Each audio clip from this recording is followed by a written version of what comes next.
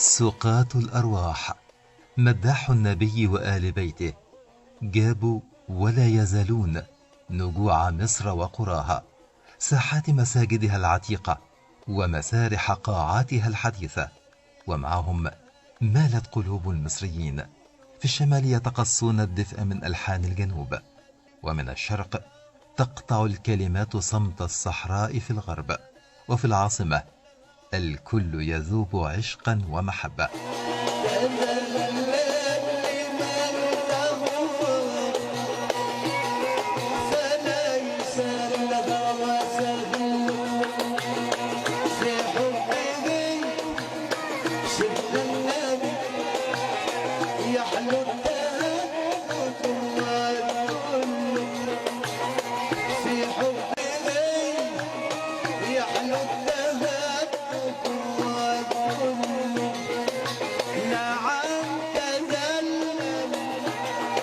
في مصر اتسع فن المديح والإنشاد، ومن مصر خرج أعظم المداحين، تربعوا على عرش اللحن ببساطته والكلمة ببواطنها، بأصواتهم يصفون ويرسمون في ليالي الذكر والمدح، فتتخيل العقول وتشرد العيون والقلوب، تفرغ من كل شيء إلا المحبة والوداد. أقسمت بالكهف والبقرة وسورة العصر، سيدنا الحسين مددين يا جدي يا ساكن مصر. أسألك يا رب مولانا تحل العسر، أسألك يا مولاي يا رب تحل اليسر. لما دعونا وقدم دعوته في مصر، وجينا من مصر أنا والأحباب وجينا النجوم. من المحلية إلى العالمية طار المداحون المصريون بكلماتهم وموسيقاهم، وعلى نغمات صوفيتهم ذابت الثقافات. العربية تغلغلت في ثنايا الغربية، تلاحم وزحام تفصله اللغة وتجمعه خيوط نسجت من الأرض حتى السماء. في بحر الشوق الشوق ونزلنا، في بحر الشوق الشوق ونزلنا، في بحر الشوق الشوق الشوق ونزلنا ونزلنا ونزلنا ونزلنا. يتسع فن المدح والإنشاد، وفي مصر أجيال تسلم أجيال، وألقاب يحملها أصحابها وكأنها وسم مرور إلى قلوب المستمعين، من سلطان المداحين أحمد التوني إلى سيد المنشدين أحمد برين، مرورا بعميد الإنشاد ياسين التهامي، وحتى ريحانة المداحين أمين الدشناوي، آخر عنقود العظماء الذين طووا المسافات من الصعيد إلى القاهرة. وفي الطريق وزع أمين الدشناوي عطر كلماته، مداحا ومنشدا يلتقط من القصائد الصوفية، فيطرب أسماع محبيه بآداء تغلبه فطرة ربانية وموهبة توهجت في محبة النبي محمد وآل البيت. من الصعيد إلى العاصمة حاملا نفحات مولد الحسين، يحل أمين الدشناوي ضيفا على صالون في المساء مع قصواء، متحدثا ومنشدا عن السير بالأرواح لا بالأبدان.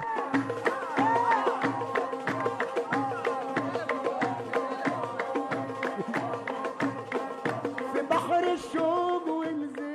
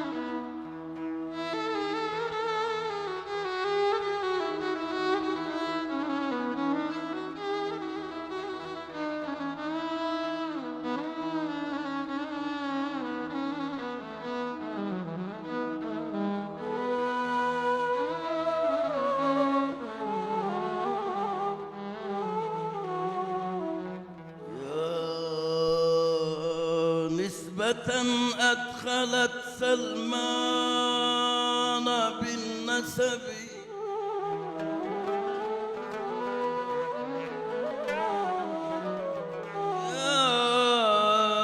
نسبة أدخلت سلمان في النسب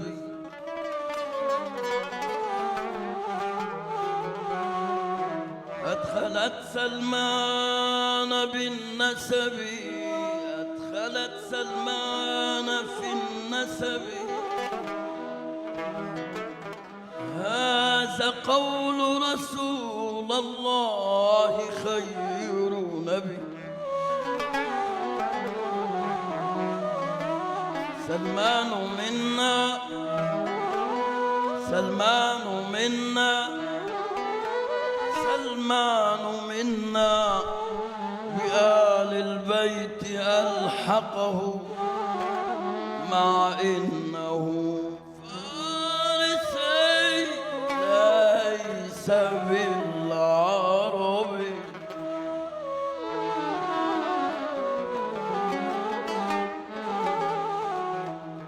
شجرة الحب حبة غرسها خير حبة غرسها خير هادي سقاها بالوداد نمت لي بفؤادي عنها وحدت ربا شجرة الحب قامت وبالتوحيد دامت بها الأرواح هامت وأضحى الرق صبا حب النبي حب النبي والله قد حب النبي حب النبي ووحدوا منه الجمال ستشهدوا حب النبي والجمال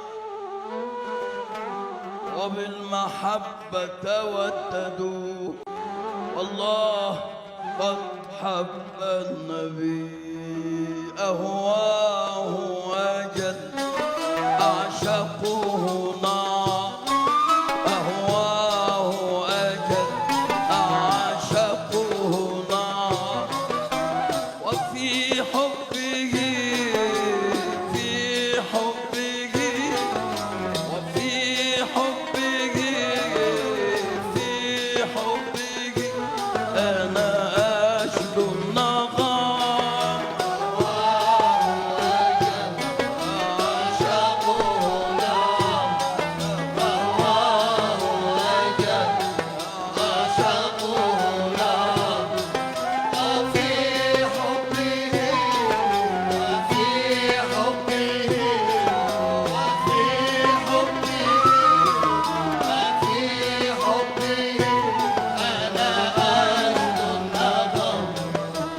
أحبه الشجر بل والحجر أحبه الشجر بل والحجر رآه ذكر رآه ذكر رآه ذكر رآه ذكر بوادي النسب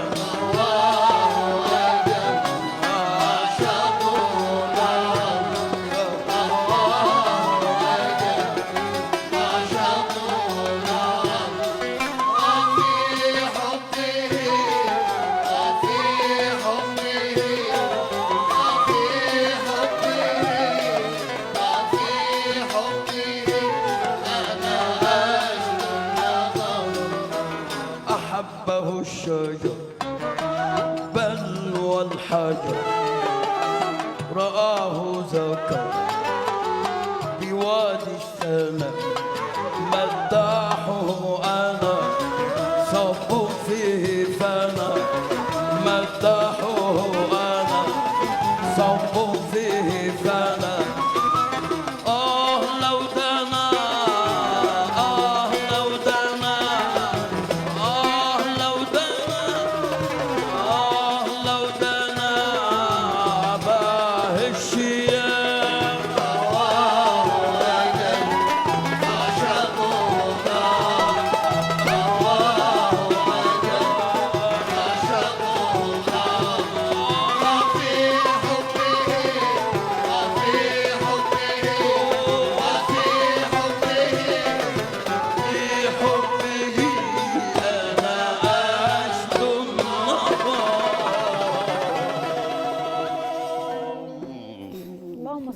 وسلم وبارك على سيدنا محمد. يا دي النور النهارده نورنا واحنا بنمدح سيدنا النبي وفي حضره كده سيدنا النبي وبنتكلم وبنمدح عليه الصلاه والسلام.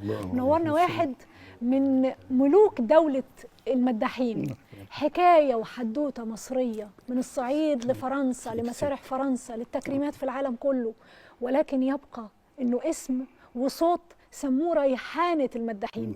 النهارده ما كانش ينفع ابدا وموجود عندي الشيخ امين الدشناوي. يا شيخ امين، نعم ستي، نور الدنيا كلها. انا بستسمحك ان انا بديت قبل حضرتك. لا ده مقامك الكبير هو اللي يستحق يبدا الاول وقبل اي حد. نورني ست، الله يعزك ويزيدك نور. خطوه عزيزه يا شيخ امين من الصعيد للقاهره. شرف لينا والله نشوف الله حضرتك يخليك الله يخليك احبابنا وجمهورك العظيم. الله يخليك. شيخ امين عايزه اسالك سؤال كده نعم يجي على بال ناس كتير. نعم. الواحد يقضي عمره كله بيمدح في سيدنا النبي عليه الصلاه والسلام. الله عليه وسلم. مدح سيدنا النبي مع طول العمر بيخلي البني ادم عامل ازاي من جوه؟ والله يعني نور نور نور. يعني الانسان يصحى يمدح في حضرة النبي، ياكل يمدح في حضرة النبي، يتعامل مع الناس يمدح في النبي صلى الله عليه وسلم، ينام يمدح في حضرة النبي. ولذلك يعني في ناس كتير مدحين عندنا ست في الصعيد دفنت من 300 عام ووجدوها زي ما هي، جسدها وكفنها. نعم. دي من الحاجات الروحانية اللي موجودة. نعم. روحانية، زيادة الروحانية. الشيخ أمين، حكايتك الصعيد كله ويمكن كل المصريين واللي بيحبوا المدح والمداحين عارفينها، لكن لو فيها حاجة كده تحب تبدأ منها وانت بتحكيها النهاردة للناس، وبتحكي رحلة طويلة من الصعيد وصولا للعالم كله بصوت واحد من كبار شيوخ دولة المداحين، تحكي منين؟ العفو يا ستي. احكي للمنشدين المداحين انهم يعني هو اختصار الكلام يا ستي، يعني يحبوا بعض. دي مجمل الكلام. هيكون في مدد اكتر، هيكون في روحانيه اكتر، هيكون يعني في نظر من الله ورسوله ليهم واهل البيت اكتر. الحب يعني المحبه. وقبل اللقاء كنت بتكلم مع اخوان لي جوا بيقولوا زمان كان الجنيه يكفي 4 أفراد بالحب. الحب ده عظيم يا ستي، عظيم عظيم عظيم. المحبه دي المحبه يعني تخلي الكاميرات تشتغل، تخلي الصوت يشتغل، المايك يشتغل. المية يبقى فيها روح بركة. تشبع. نعم. المحبة بركة. نعم. شيخ أمين، أنا مش عايزة أتكلم كتير الحقيقة في وجودك، وبعدين الجمهور يعني هو عايز يسمع الشيخ أمين دلوقتي. الناس مش عايزة تشوفني خالص، عايزين الشيخ أمين. فأنا مبسوطة بحضرتك الكريمة النهاردة ومنورنا. ولو تحب تعرف الناس على الرجالة الجدعة اللي موجودة. الرجالة أخي عبد السلام، أخويا وحبيبي من زمان يعني. طه ابني. الأستاذ سيد حبيبي من المنصورة بيجيني الصعيد يعني، والأستاذ محمد من طنطا بيجيني الصعيد. ده الحب ده من سوهاج بالحب والله. يعني الفلوس ما بعرفش أديهم أجر.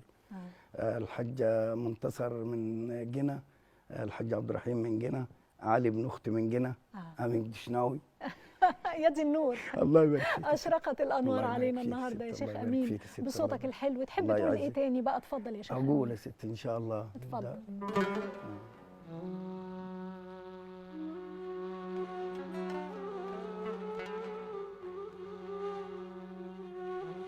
يا أخي ويا أخي، إن سيدنا النبي في روضته حي.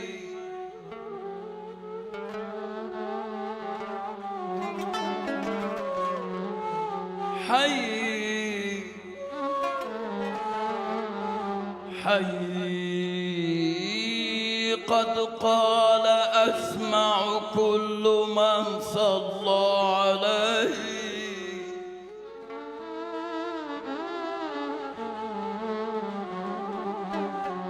يا عاشقين رسول الله، سيدنا النبي في الروضة حي.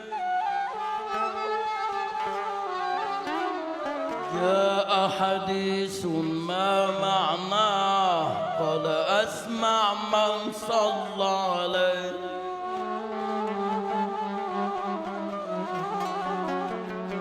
حي والأعمال إليه تعرض صلى الله عليه.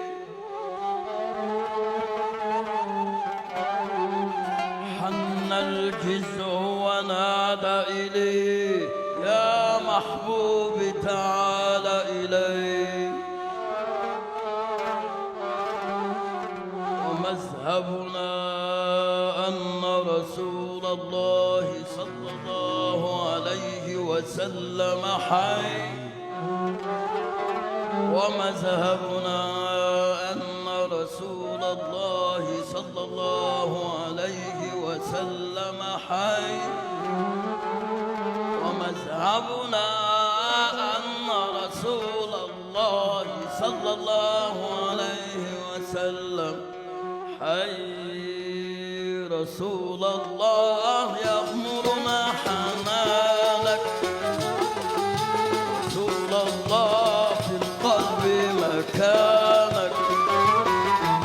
رسول الله يأمرنا حنانك. رسول الله في القلب مكانك. كنت أود أحيا في زمانك. كنت أود أحيا في زمانك. لكن ليس للعبد اختيارا. لكن ليس للعبد اختيارا.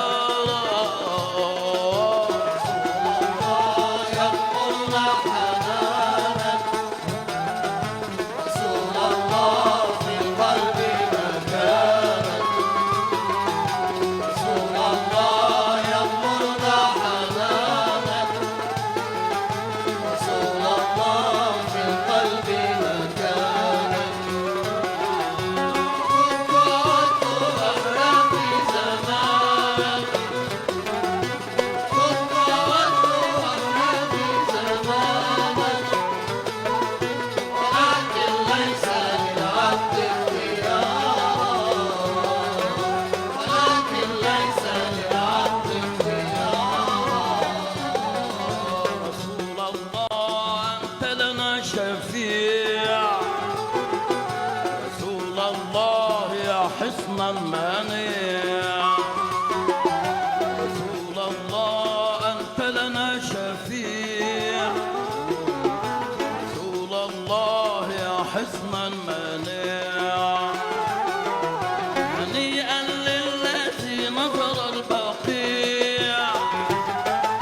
هنيئا للذي نظر البقيع. هنيئا للذي شاهد وزار. هنيئا للذي شاهد وزار. رسول الله يأمرنا حنانك. رسول الله في القلب مكانك. رسول الله يأمرنا حنانك. رسول الله في القلب مكانك.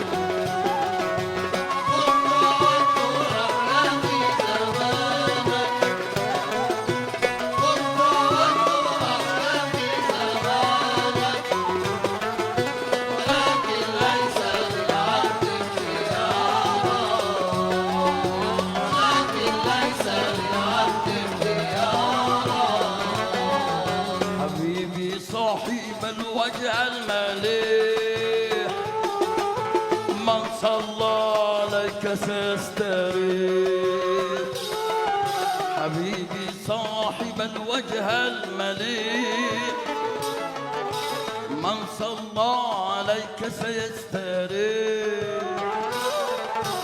زما مادح مدح المديح. زما مادح صاحب المديح. لقلب محبكم تحلو المرارة. لقلب محبكم تحلو المرارة. رسول الله يأمرنا حنانك. رسول الله في القلب مكانك. رسول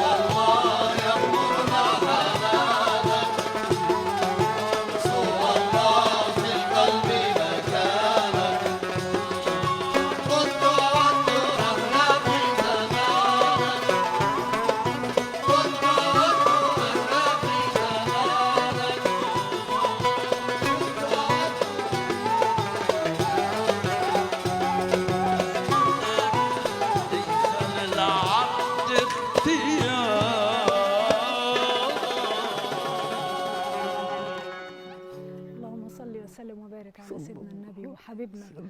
سلم. الشيخ أمين سلم. يعني صوت ما شاء الله، وبعدين الحضور، نعم. حضور المداح والمنشد نعم. ممكن يخلي الناس حتى لو هو صوته مش في أحسن حالاته نعم. يروحوا معاه برضه في الحالة اللي هو فيها. والله كده ستي، حتى كده حصل في فرنسا ناس ولا يعرفوا اللغة يعني، ولا هم عارفين أنا بقول إيه ولا إمتى هبدأ إمتى هختم، وفجأة بيهم يسقفوا لدرجة إن كان في 2 وراي، كان مهرجان مصر، مهرجان عالمي في 8 دول، فيه مصر، وكنت لعبد الفقير أنا أمثل مصر، كان وراي 2 في كل واحد بياخد ساعة إلا ربع، بيجي يسقفوا ونسوا نفسهم، واجين الراجل يقول 2 دقيقة زي بعض، 2 دقيقة اخد انا 10 دقائق وناسي نفسي، لدرجة اني خلصت الفقرة اللي وراي والثانية،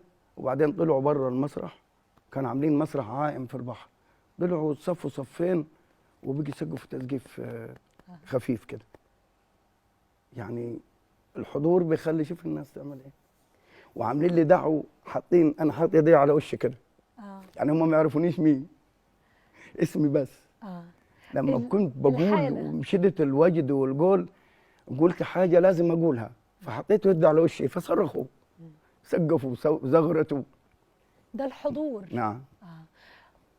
المداح لما بيكون في حاله بقى ايه زي ما بنسميها كده اعلى درجات الحضور واستشعار الحاله، نعم. بيقولوا يبدأ يفقد الإحساس بالحاجة اللي حواليه والدنيا اللي حواليه. فعلا ست، والله يا ستنا، والجماعة دول يشهدوا، في مولد سيدنا الحسين الصوان من سنين عدت، ولعت النار في السلك الأسلاك وطفن الصوان، وبيجي السلك سايح ونازل على ضفري الكبير لو مؤاخذة ده، والنار نازلة عليه مش حاسس، وصباعي ده الخرم ده مسمار ده أو لغايه دلوقتي قاعد، والناس طارت من الصوان، انا اللي بقيت الم جوازات الناس والمحافظ والحاجات، وناسي نفسي ان النار نازله على رجلي، وبعدين ولع تاني كيف دي ما اعرفش. ما تحسش بالدنيا من لا. نعم. الناس اللي بتبقى موجوده حواليك من نظريه الحب اللي حضرتك قلتها وانها لازم تكون موجوده، نعم.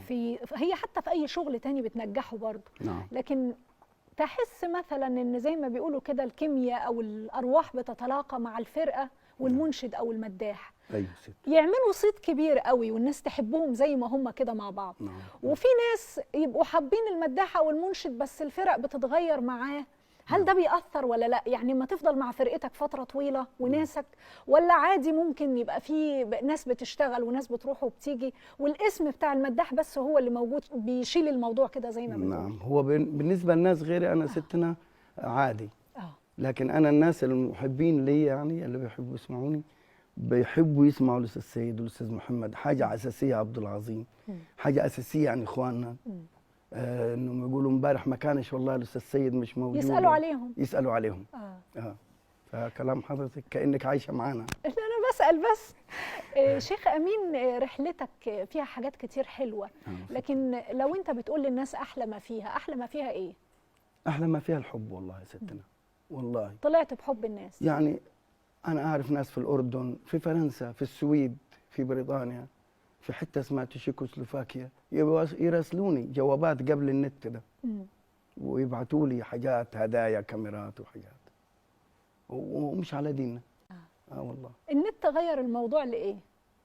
هو للاحسن بس برضه للاوحش. انت عارفه. لا قول، انا بسمعك النهارده. والله يعني الناس استعملته غلط. يعني هو للتواصل، اسمه التواصل الاجتماعي.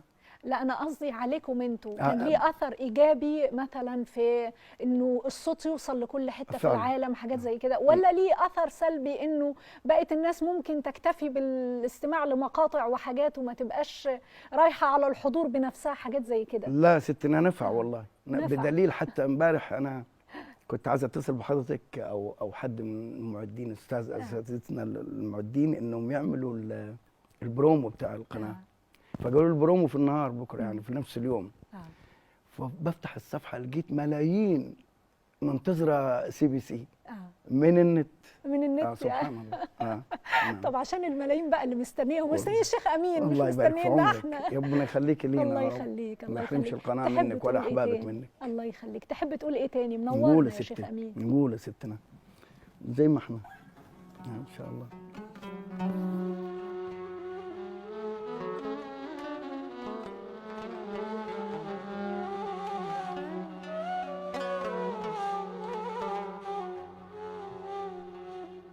رسول الله ضاق بي الفضاء وجل الخطب وانقطع الرجاء.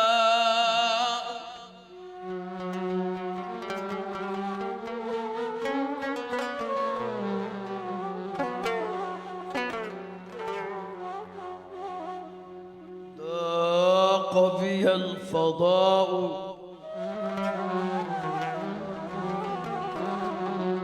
وجل الخطب وانقطع الرجاء.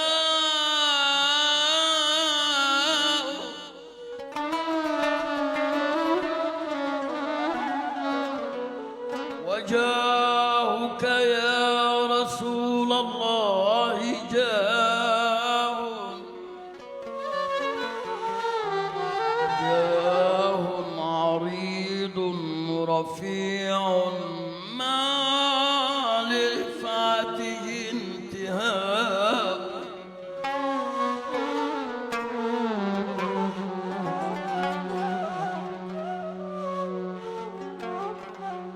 يا من له عز الشفاعة وحده،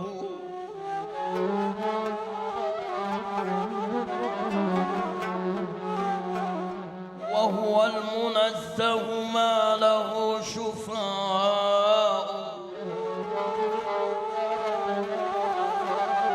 إنما إليك الناس أمر وضوئهم، فجرى زلالا من يديك الماء، وأشرت للقمر المنير إشارة فانشق نصفين.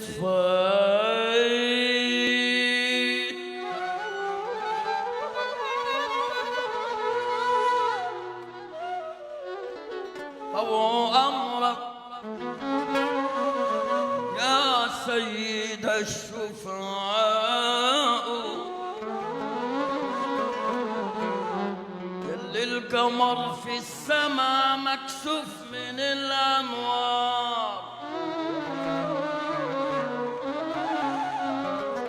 يلي القمر في السماء مكسوف من الأنوار.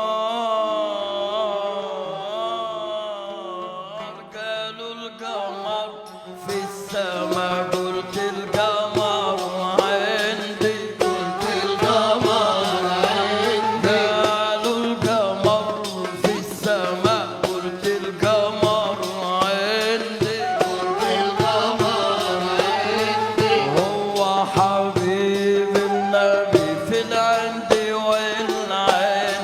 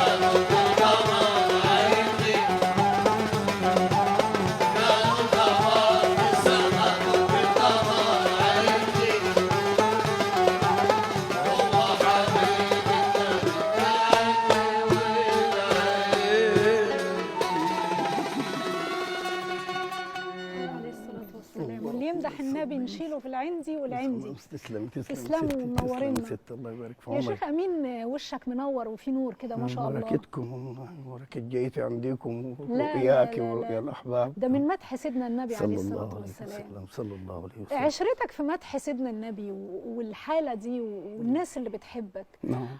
مساحة القرب بينك وبين الناس قد ايه؟ خصوصا بقى لما اتكلم عن الصعيد، ده احنا النهارده رسائل جايه لنا من الصعيد يعني مش ملاحقين عليها. رسائل كتير وكلام كتير وطلبات كتير جايه لك وحاجات كتير. عشرتك من الصعيد لبره في حب الناس يا شيخ. نعم والله قريبة خالص والله يا ستنا، خالص خالص يعني أنا هي اللين يعني تلاقيني الله أحب كل حاجة والناس قريبة مني، وكل اللي لي حاجة سواء في الحضور نفسه يسمعها ربنا يلهمني من غير ما أعرف أقولها. واحد يقول لي والله يكون نفسي تقولها وقلتها والله جبرت خاطري. سبحان الله. والله من عند الله. ونعم. كمان يعني بالنسبة للمديح، لكن بالنسبة للحالات الدنيوية ما بقصرش والله يا ستنا، يعني أي حد في مقدوري خدام. بيجي لك ناس يعني بتبقى الظروف على القد ونفسهم الشيخ امين يبقى موجود. بروح دي قالوا الأول. بيجبر خاطر الكل ما بيأثرش. دي الأول دي يا ستنا. دي الأول. عندنا عبد السلام ده يعمل مولد النبي في بلدهم كل سنة. نور يا شيخ. عيلته وأهل بلده. أنا أقول له عبد السلام أنا شريكك في مولد النبي. بل السنة دي بعته لناس ما يقدروش يجيبوها من الدشناوي. قلت له روح قول لهم أمين شارككم وأيدوا مولدكم وشوفوا اليوم اللي أنتوا عايزينه. شارككم يعني هيروح يعني في الفلوس. معاهم كمان يعني. معاهم. نعم. دي اللي بتبقى او اللي بتفضل في الاخر. والله يا ستنا والله. يعني يكفى ستنا نجا عبد السلام ده العيال الصغيره امن الدشناوي والستات والكبار يزغرتوا وانا ماشي. دي حاجه يعني ما عرفش اشتريها بالفلوس. صح. دي محبه سيدنا النبي عليه الصلاه والسلام يا شيخ امين. شيخ امين الناس بتقول ام العواجز. وبعدين ليها جمهور يعني جات لنا 100 مره. نعم. فتحب تقولها للناس النهارده ولا تحب تقول حاجه تاني؟ وليها يد معايا ستنا كبيره خالص. اتمنى ان اهل مصر وصعيد ودلتا وبره مصر يجوا يزوروا السيده زينب في مصر. والله والله. رضي الله عنه. في واحد اعلامي كبير احكي لك حاجه على الهواء. بس ما تقولش اسمه. لا اسمه لا. قال لي انا الاوراق بتاعت القناه ضاعت مني. قلت له انت فين؟ قال لي انا في التحرير. قلت له قريب من السيده زينب. قال لا. قلت له ادخل السيده زينب وقول لها زي ما بتقول لي كده هيتخرب بيتي وكذا. والله والله والله على ما اقول شهيد طلع من المقام لقي الاوراق في العربيه. والله. حضرة آل البيت حلو.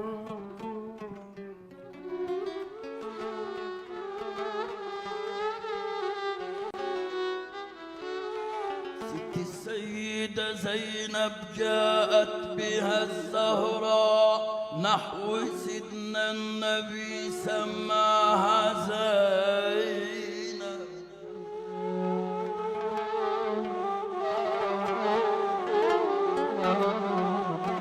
زينت بكمالا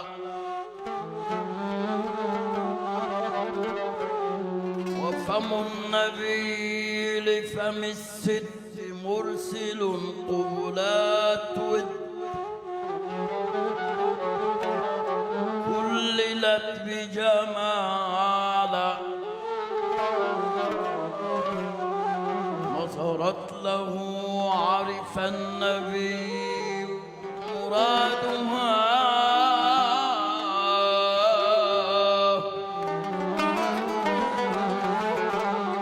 قول الإشارة فوق كل مقالة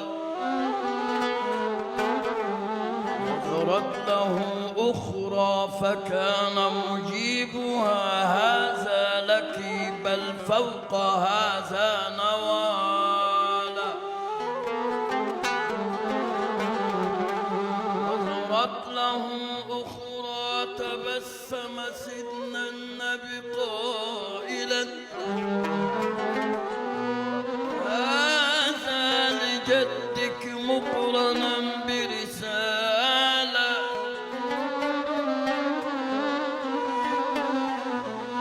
في النظرتان أريد من بكم مطالبي عمر انتهى عمرنا جود لوصل حبال أم العاجل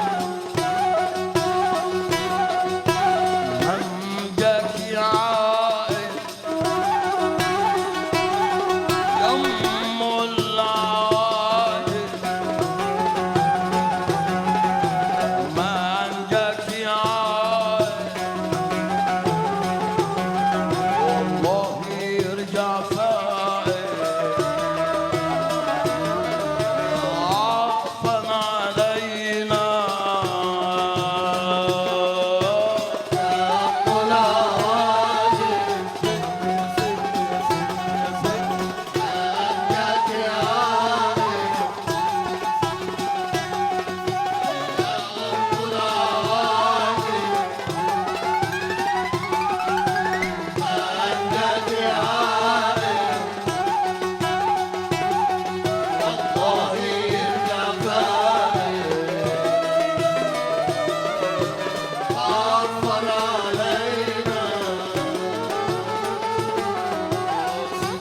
يا هاشم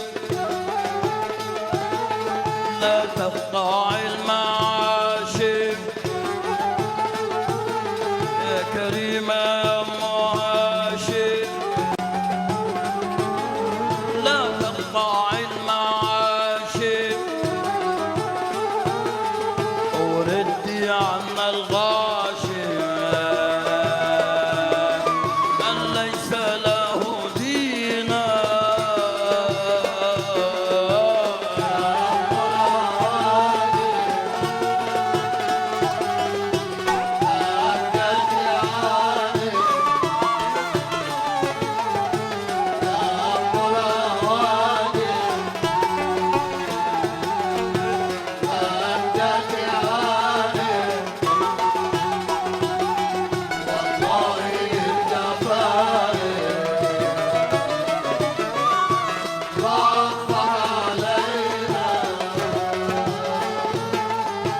مصر انت غفيرة وفي الديوان مشيرة والمصر انت غفيرة حارسة لها مشيرة وبالدرب خبيرة ست يا ست يا ست يا ست يا ست مسروق بيكي وبسيدنا الحسين قد شرفت قد شرفت نعم يا مصر أنت بالسيدة زينب محروسة أما سيدنا الحسين ففيك بدر سماء.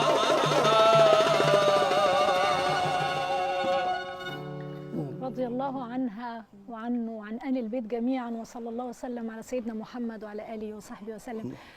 شيخ أمين، المصريين يعني بيحبوا آل البيت حب مختلف عن الناس كلها. نعم. يعني لفيت الدنيا كلها يا شيخ أمين وشفت هنا وهنا وسمعت الناس هنا وهنا، بس أظن كده احنا بنقول عن نفسنا إن احنا بنحب سيدنا النبي عليه الصلاة والسلام. الدنيا كلها بتحبه، كل حاجة بتحبه وبتحب آل البيت، بس احنا بنحبهم حب مش شبه حب الناس. نعم. حب المصريين شكله ايه؟ عشان كده هم جونا يا ستة، تباركنا عشان عارفين ان احنا هنحبهم الحب ده. حب المصريين لأهل البيت حب زي ما بيقولوا خارج نطاق الخدمة. يعني يحبوا أهل البيت، يحبوا أهل البيت، يحبوا ساداتنا الصحابة، يحبوا زوجات سيدنا رسول الله، يحبوا محبة وخارجة منابعة من القلب، محبة مختلفة عن الناس كلها. نعم. في محبة آل البيت وسيدنا النبي عليه الصلاة والسلام في حاجات كتير كده بركة بتحصل. نعم. وبنلاقي الكلام ده يمكن عند الناس اللي دايبه بقى في الموضوع كده وماشيه فيه من اوله لاخره. من بركات سيدنا النبي عليه الصلاه والسلام ومدحه وذكره والصلاه عليه باب الرزق يتوسع، المشاكل تتحل، في حاجات كده موجوده في صميم شخصياتنا احنا بنبقى معتقدين فيها ومؤمنين بيها كمصريين والعالم كله يمكن حتى في حب سيدنا النبي. لكن بركه سيدنا النبي حلت عليك ازاي يا شيخ امين؟ والله يا ستنا وانا طفل صغير كنت صلى الله عليه وسلم، يعني انا نشأت احب حضرة النبي صلى الله عليه وسلم حب برضه غير عادي يا ستي والله، يعني هو اللي حبني انا مش انا اللي حبيته عليه الصلاه والسلام، عشان كده شغلني بيه. او يعني كنت في المدرسه امدح في الفصل، امدح في الحوش، امدح وانا ماشي في الشارع، وانا في اي مكان امدح يعني، حتى يعني لدرجه لما ربنا اكرمني والتقيت بسيدنا الحاج احمد ابو الحسن شيخي هو وسيدنا الامام العربي رضي الله عنهم، عرفوني كيف امدح. يعني يعني في قصيده بتقول والله ما اسبى العقول وافتنى، انا كنت امدحها كده، والله ما اسبى العقول وافتنى الا جمال محمد لما دنا. راح الشيخ قال لي عيب تقول محمد، كيف تقول محمد؟ في قصيده ثانيه بتقول يا من هواه وعزه واذلني لا أقعدن على الطريق واشتكي، قال لي كيف تقول كده؟ في قصيده بتقول لو كانت الدنيا تدوم لاهلها، قال لي من انت بتمدح هو واكل عيش منين؟ بتتنفس اريج الروضه، الزفير والشهيق بتاع الروضه اللي بيشمش منه، حتى لو في نخله ما شمتش بلحتها من اريج الروضه بتطلع صيص كده، ولا ينفع حد ياكلها ولا تترمي حتى. دي بركه سيدنا بركه سيدنا رسول الله.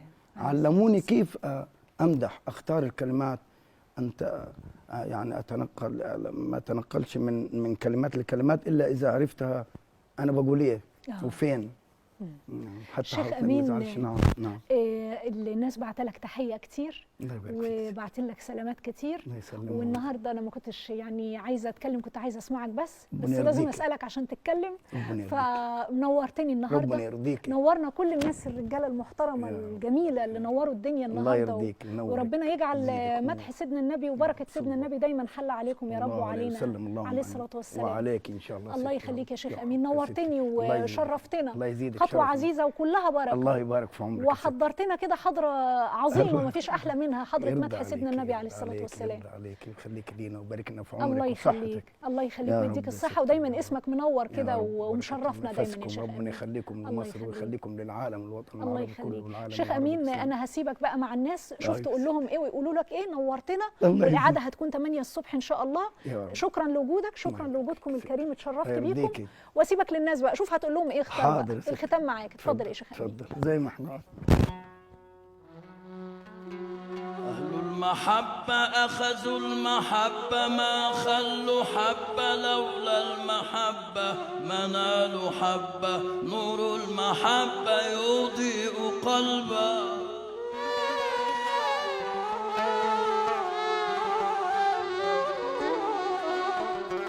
نبينا قال في الوصايا الحب سلم إلى الولاية، وحب والي لكم عناية، به تغاث إن حل كربا. يا سيدنا الحسين يا أبو علي، يا زين يا زين يا زين يا زين، نحن في ساحة الحسين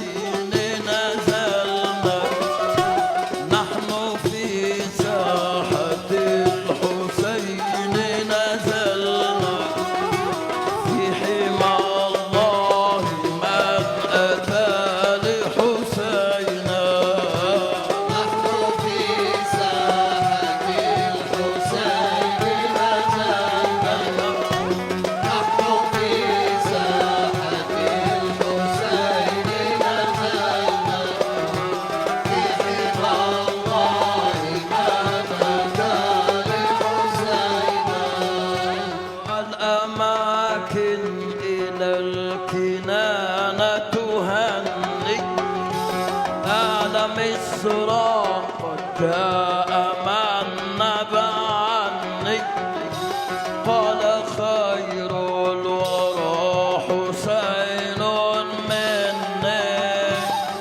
حديث